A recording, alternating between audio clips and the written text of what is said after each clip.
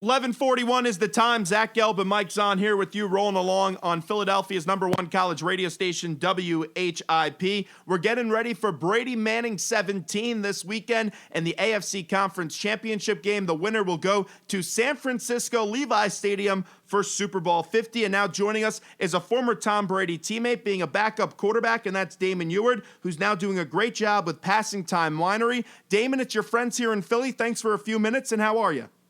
I'm doing great. Thank you. Thanks for having me on. Well, I'm actually annoyed with you, Damon. Do you know why that is? Why is that? Because I just turned 21 in August, and I would think that my favorite backup quarterback of all time would send me some of that 94-point wine advocacy. There you go. Well, I'll have to get a bottle out your way. We'll take care of you. Although that one is sold out. We're going to send you the 2013, but I promise you it's even better. How is the wine business going with Dan Marino? It's going great. No, we're off to an amazing start, building a brand. Our 2012, which was our inaugural vintage that we released last April, a couple weeks ago, was just named the Wine of the Year by Great Northwest Wine, which includes all of Oregon, Washington, British Columbia, Idaho. So of 5,000 wines blind tasted, we ended up being #1, which is just an amazing accomplishment in our first year. So I know I'm tooting my own horn, but us former athletes, we've got to be competitive in something when it's all said and done, and we found a fun passion here in wine. How did you and Dan come up with this? Because I see so many guys in the NFL continue to create wines. Yeah, it was just something that, Danny got me drinking wine when I was a young rookie, fresh out of college, and didn't really know much about it. And Dan was pouring these Washington State wines down in South Florida. Just, dude, they're making some great juice where you come from, man. Haven't you ever had this before? And I was like, man, I was a poor college kid. I couldn't afford fine wine. But, the bug bit after a while. We always talked about when I was done playing back home in the Northwest that to dive into this thing and let's make a Washington wine one day. And here we are, 15, 20 years later, making it happen. I know Bledsoe has his own wine. Do you ever talk smack with Bledsoe? All the time, yeah. And, Drew and I played together a year, too, and it was funny coming from Miami. He was kind of just getting into wine at the time, and originally it was going to be me, Dan, Drew, and Rick Meyer way back in the early 2000s, and we kind of put this whole thing together, a business plan, and then we realized being 3,000 miles from home and trying to do that was just too much, so we waited till we retired. But, Drew makes an awesome wine, double back, great stuff, and it's a lot of fun because he's a Coug and I'm a Husky here in the Northwest. We do some fun parties and events with Passing Time and Double Back and have a whole bunch of fun with our alma maters and alumni, too. I'm so intrigued by the wine smack talk. Like, give us a little preview of some stuff that you would say to Drew when you talk smack about his wine. I say, hey, Drew, you know that wine is purple, not crimson, correct? You see, purple is obviously the color of the University of Washington, and crimson is the Cougs. So, that's always my favorite line. And the other one is, some Cougs might make some wine, but it's only the Huskies that can afford it because, our university is much better. So, we bust each other's chops with it all the time, have a bunch of fun. That's amazing. I'm taking notes as we speak because now I know how to talk smack when it comes to wine as we're talking to Damon Huard. Damon, do you think this is going to be the last time we see Brady Manning go at it because of how poor Manning has played as of late with his recent injuries? There's a very good chance. There's no doubt about it. It really could be. I think Peyton is obviously getting up there in age. His body, it's taken its toll. It's great that he has this opportunity down the stretch here. And who knows, should they go on and somehow find a way to win a Super Bowl, is there any better way to exit? He can just look to the GM of that team, John Elway, maybe the greatest going away party, him and Jerome Bettis. So I've got to believe that would be a consideration of Peyton. Should it end ugly for him this weekend, maybe there's a part of him that believes, man, I can get even healthier and be better than ever next year. But it's certainly close to the end with him and his game. And that being said, what a rivalry this has been, the Manning-Brady episode. I can't believe all these years later, from my experience with it back in 2003, that we're talking about it right now in 2016. It's amazing. Both those guys, arguably two of the greatest quarterbacks to ever play the game, get it done again here on Sunday. And Tom is the ultimate competitor. I don't think I've ever seen a guy more fascinated with winning than it is Tom Brady. Is he any bit different leading up to this week when he's going up against Peyton Manning? What is he like behind the scenes in preparation for going up against a Peyton Manning team? It's the same every week. It's the same for a preseason game with Tom. You're right when you say that. I mean, he is a psychotic competitor, and that is what the greatest of all time are. You know, whether you're talking about Michael Jordan, you're talking about Wayne Gretzky, you're talking about guys that just love to compete and absolutely hate to lose, and that's Brady. And it doesn't matter what it is. If it's backgammon in the locker room or a pickup basketball game, he's got to win. And yeah, with Manning, there's no doubt it's even that much more. But it's going to be fun to watch these guys compete. And I'm just blown away. You know, Tom, even at his age now, I mean, he just looks to be playing at the same level he was, 10 years ago. I mean, his game is just the best it's ever been. He moves around in the pocket the same. He's got his arm strength looks just stronger now than it was then. So his game's firing on all cylinders, and it's a tribute to how he takes care of his body, his work ethic, and back to his want to, his desire, and love to compete. We're talking to former Patriots quarterback in Damon Huard. And Damon, in 2003, some people may not know, but you saw time on the team's scout team during practice for the AFC Championship game against the Indianapolis Colts. You were assigned to mimic the line calls and audibles of Peyton Manning for the Patriots defense during practice. How hard was it to emulate Peyton during those practices, especially during Peyton's prime, as well as do you take credit for the win?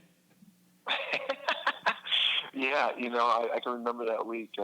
We had played Indianapolis earlier in the year, and Coach Belichick was just like, "Hey, Damon, look, you got a pretty good feel for the Colts defense. You know what we do offensively. I want you to spend most of this week watching Peyton Manning, the Colts offense, and really kind of getting a feel for what he does, his kind of mannerisms, his checks to the line of scrimmage, and just go out there and be Peyton Manning in practice." And so, yeah, I took a lot of pride in that, and it was pretty cool.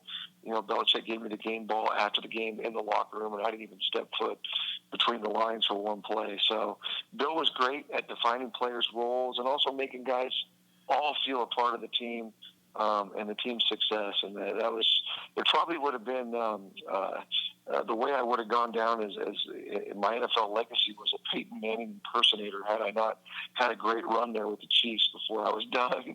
But it was a fun time and a great way to feel a part of the team by being Peyton at practice and giving our defense a look to be successful on Sunday. If memory serves me right, because I'm a Patriot nerd, Ty Law had 3 interceptions in that AFC Championship game. How many times did Ty Law pick you off in practice as you were trying to be Peyton Manning? Well, you see, I played Peyton Manning better in practice than Peyton played that Sunday, so I don't think he picked me once. I got him ready for that now. I don't remember specifically, but I'm sure he got me a few times. That defense was pretty awesome back then, and yeah, Ty Law was certainly a big part of that. One of the best Patriots of all time, and certainly a fun teammate.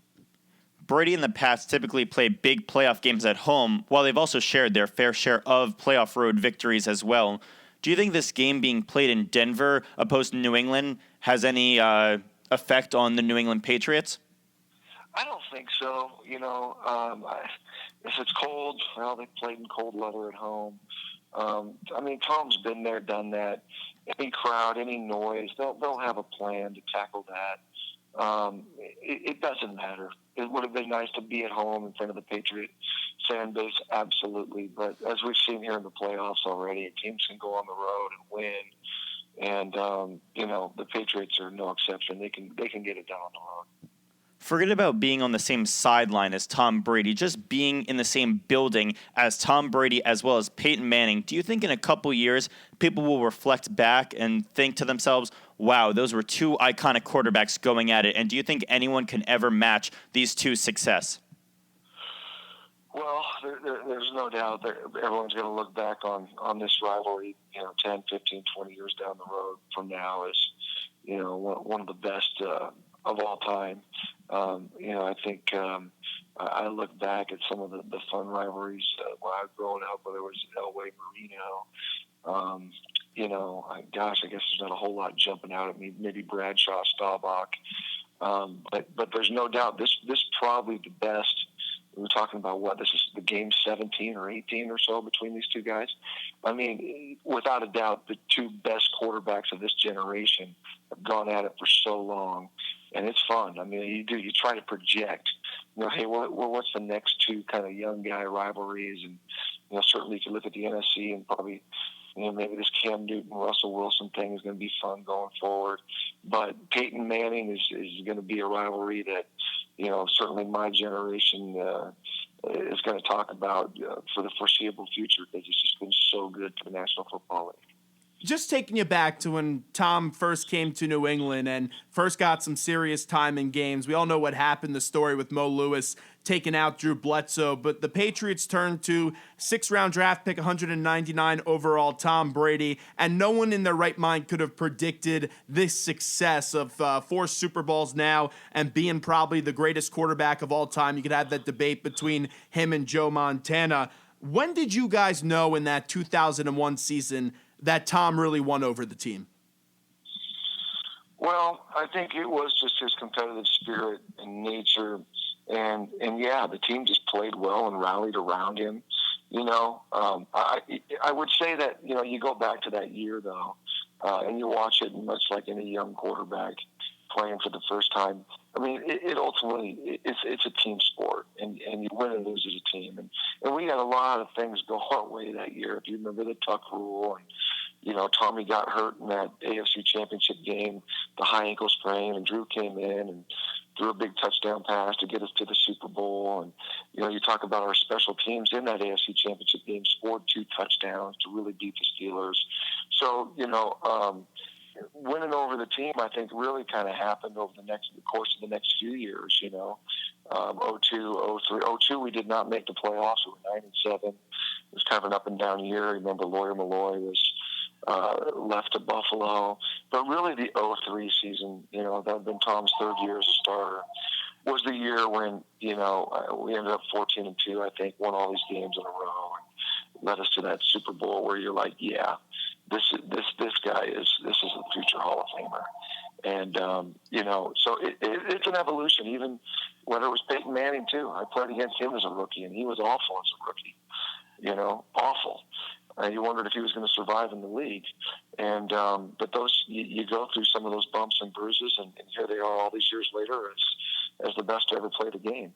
Wrapping up with Damon Huard, who joins us right now. Tom is really like fine wine. He gets better with age. How does Tom continue to keep up this success year after year? Because it seems like his numbers only improve as he gets older. Yeah, and I think when you do start to have that art, conversation of who is the greatest of all time, I think it's real easy to say Tom, because of all the different guys that he's got it done with in the huddle. And you could argue, you go back to the Joe Montanas and Terry Bradshaws and all those guys. They had the same cast of characters year in and year out.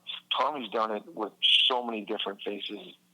Playing receiver, tight end, running back, O-line, you name it. Now he's had the head coach by his side. There's no doubt about it. But Tom, for my money, is the greatest of all time. But you say, how does he do it in his old age? I'd say it's his commitment to his craft. And, you hear about it, he goes to bed at 8:30. I know nobody trains in the off season like him. He always believes that he can get better. And, and he just does everything right with his body. And I think it was science and nutrition and all those things that, people have learned in the last five years about that and the effect on that. I mean, no one's taking care of their body better than Tom Brady. And, boy, the rules have helped too. There's no doubt about it. They can't pummel the quarterback, like they used to. Guys don't want to get fined that much. I think the playing surfaces are a little bit better.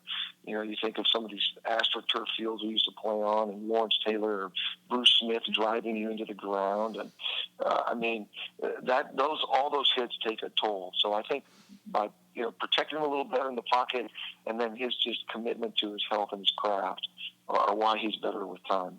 Before we let you run, because you're clearly a smack talk expert, as we were talking about with the wine, when you take a look at the whole situation with the Broncos and all the things that they have said leading up to this game, calling Tom a crybaby, taking some shots at Gronkowski, how do the Patriots handle bulletin board material? Honestly, they just kind of laugh at it. But Belichick will put it up there. And he's just like, are you kidding me? Don't be doing this trash. these guys, they have no idea.